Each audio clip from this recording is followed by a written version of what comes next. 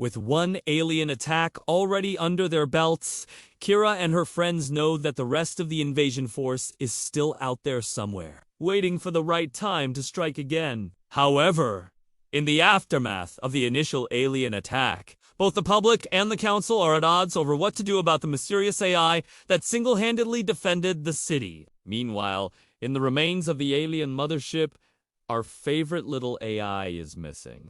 Having sacrificed himself to save Kira, she now wanders through the ship's wreckage, searching for him. It's not looking good, though, as without power, the ship's automated defense systems have been triggered, and they're wiping out anything still inside. Luckily, a piece of shrapnel from the explosion causes a blackout, shutting down the ship's systems and allowing Kira to safely navigate the wreckage field. And after a bit of searching, she finds Ripple, who turns out to be completely unharmed.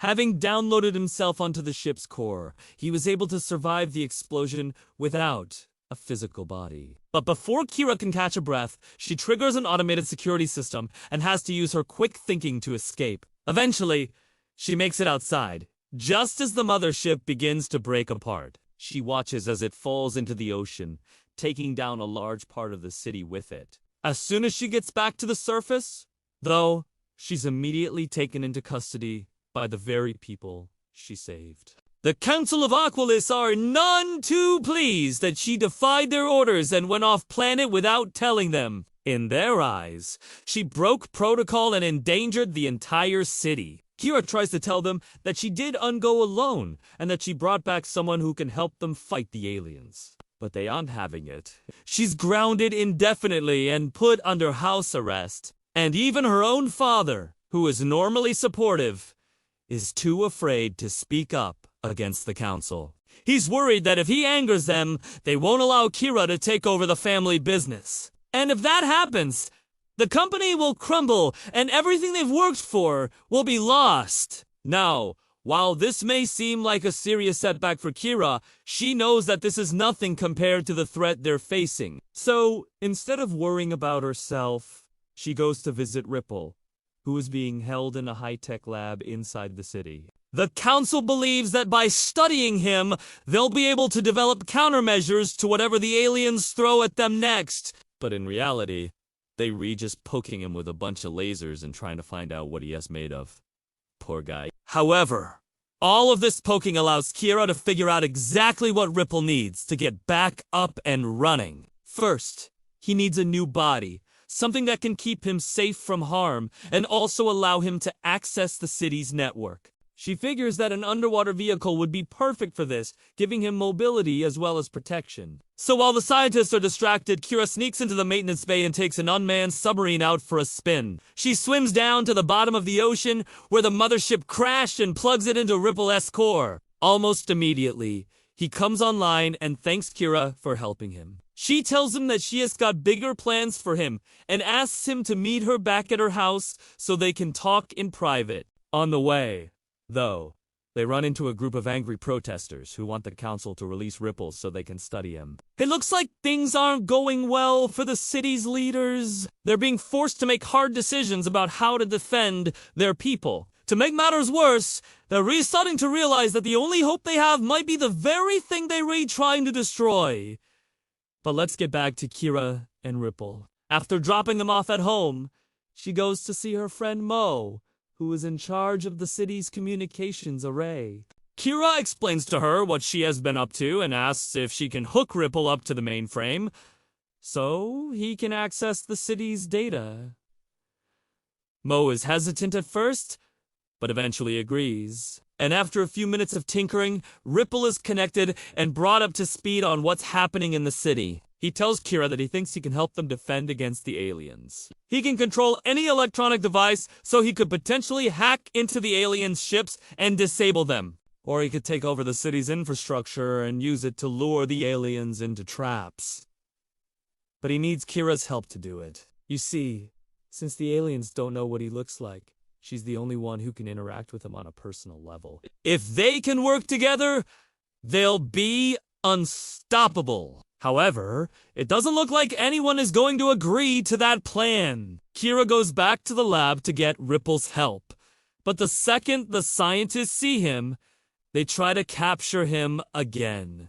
This time, though, he fights back and uses his newfound powers to disable their equipment. He wasn't built for fighting, but thanks to Kira's help, he's able to hold his own and escape. Together, they make their way to the maintenance bay, where Ripple can get a new body and begin his training. This time, though, Kira isn't gonna let anyone stop him. She stays by his side the whole time, promising him that they'll figure this out together. The council is furious when they hear that Ripple escaped. They cut off all communication with the outside world and begin to prepare for an all-out assault. No one is allowed to leave the city, and everyone is ordered to stay inside their homes. Kira is furious at the council's reaction. She knows that they're making a huge mistake, but there's nothing she can do to stop them. Meanwhile, Ripple has been hard at work training for the coming battle. He has been using Kira as home computer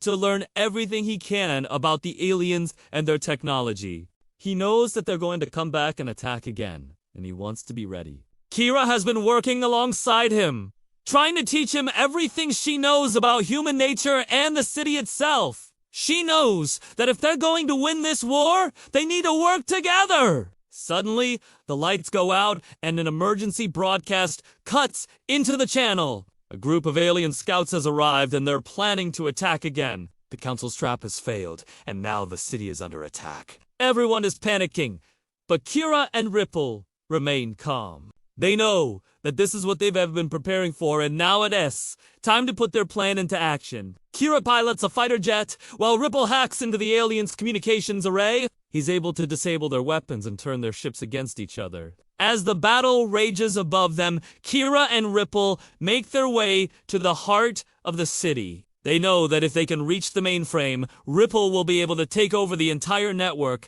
and turn the tide of battle.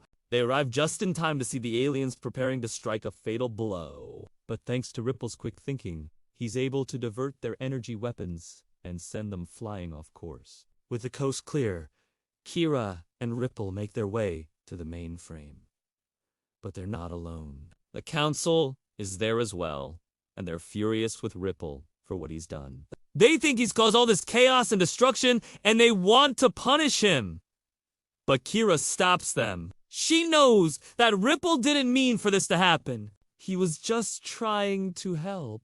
Just then, the aliens launch a final attack. Their leader is here, and he's powerful. Ripple and Kira work together to take him down.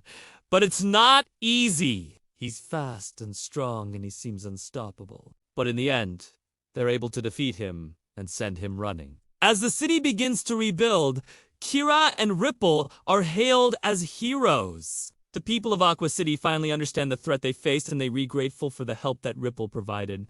The council apologizes for their behavior and welcomes Ripple as a member of their society. Finally, things are looking up for Kira and Ripple, but they both know that this is just the beginning. The real battle is still out there, and they going to need all the help they can get. But for now, they take a moment to enjoy the peace. Thanks for watching!